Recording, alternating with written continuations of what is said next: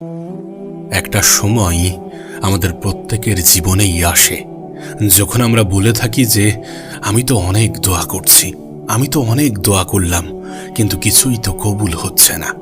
আমি তো ঠিক পথেই আছি, কিন্তু তাও কেন পিছিয়ে যাচ্ছি? সবাই এগিয়ে যাচ্ছে আর আমি এক জায়গায় থেমে আছি। আল্লাহ কি আমার দোয়া শুনছেন না?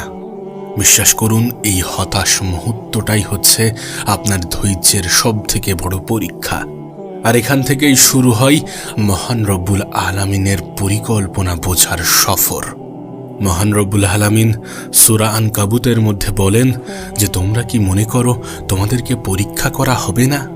আপনি সঠিক পথে আছেন বলেই আল্লাহ পাক আপনাকে একটু দেরিতে ফল দিচ্ছেন, কিন্তু সেটা অনেক বড় করে দিচ্ছেন।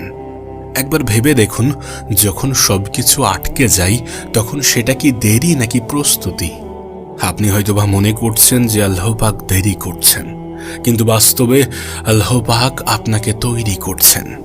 আপনি যা চাইছেন, যেটা চাইছেন তার চেয়ে ভালো কিছু দেওয়ার জন্য আল্লাহ পাক আপনাকে প্রস্তুত করছেন। আপনাকে মূসা আলাইহিস সালামের একটি ঘটনা বলি। মূসা আলাইহিস সালাম নবুয়ত পান 40 বছর বয়সে, অথচ তিনি ছোটবেলা থেকেই আল্লাহ পাকের পছন্দের ছিলেন।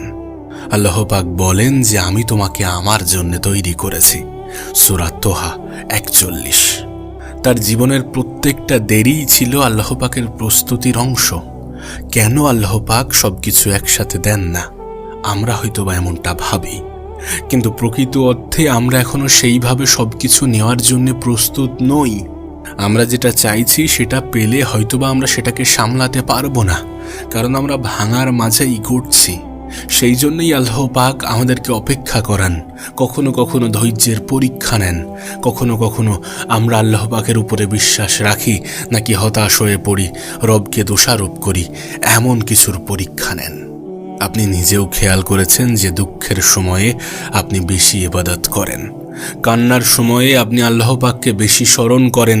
এই সময়টা আপনাকে প্রস্তুত করা হচ্ছে, এই সময়টাতে আল্লাহ পাক আপনাকে প্রস্তুত করছেন। বিশ্বাস করুন, আল্লাহ পাক সর্বশ্রেষ্ঠ পরিকল্পনাকারী। তিনি আমাদের জন্য যেটা করেন, যতটুকু করেন আমাদের ভালোর জন্য করেন। আমরা যেটা চাইছি সেটা সবসময় আমাদের জন্য উপযুক্ত নাও হতে পারে। আপনি যেটা পাওয়ার জন্য কান্না করছেন, হতে পারে সেটা পাওয়ার পরে আপনার ক্ষতি হবে। আমরা তো এটার গ্যারান্টি দিতে পারি না যে আমরা যেটা চাইছি সেটা 100% পারফেক্ট, সেটাই সব থেকে সঠিক। মহান রব্বুল আলামিন সূরা বাকারার মধ্যেই এটাকে স্পষ্ট করে দিয়েছেন যে তোমরা এমন কিছু অপছন্দ করো যেটার মধ্যে তোমাদের ভালো রয়েছে। বিশ্বাস করুন, আল্লাহ পাক আপনার দোয়া ফেলে দেন না। তিনি সেটাকে ধরে রাখেন ঠিক সেই সময়ের জন্য যখন আপনি সেটা পেলে শুধুমাত্র খুশি নয়, বরং তৃপ্তিও পাবেন। আপনার দোয়া এখনো কবুল হয়নি তার মানে এটা নয় যে আপনি বাতিল হয়ে গেছেন। নিঃসন্দেহে আপনি আল্লাহর প্ল্যানের মধ্যেই আছেন, শুধু একটু ধৈর্যের প্রয়োজন।